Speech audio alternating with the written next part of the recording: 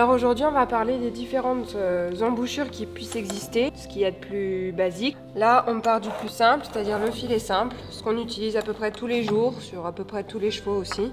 Ensuite, on a un autre filet simple, qui est un tout petit peu plus élaboré avec une double brisure, qui peut être parfois plus agréable, avec des rondelles, pour éviter le pincement de la commissure des lèvres. Ici, on a un mors à aiguille, qui fait partie de la catégorie des morts simples aussi, qui canalise plus le cheval. Dans la direction par exemple. On a un mors en résine, pour les jeunes chevaux par exemple, le contact est plus agréable. Et on en a un autre qui est encore plus fin, encore plus souple. Ça c'est pour les chevaux un peu plus sensibles.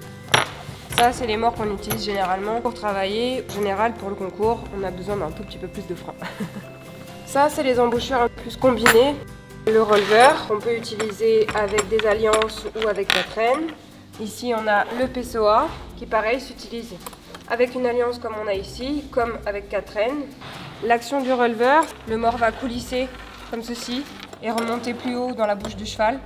C'est à peu près la même action que sur le PSOA, seulement celui-ci est bloqué par l'anneau, alors que celui-ci ne l'est pas. Ici on a un pélame qui s'utilise avec une gourmette.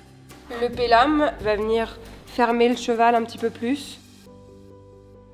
Donc on a le mors qui vient se poser sur la commissure des lèvres ici.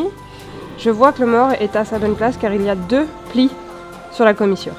Nous avons un pélame avec une gourmette. Sur la gourmette, il y a une protection en gel. C'est fait partie des différentes protections qui puissent exister pour rendre le contact plus agréable.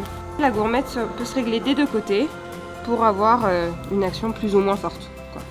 On a un pélame avec 4 traînes. L'utilisation des 4 traînes, toujours pour les cavaliers plus avertis, rend le contact plus précis et l'action plus directe sur le mors de filet et plus forte en bas si nécessaire.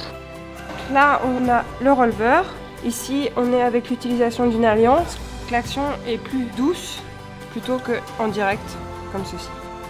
On peut aussi utiliser de la vaseline ou de l'homéoplasmine pour protéger la bouche des pincements.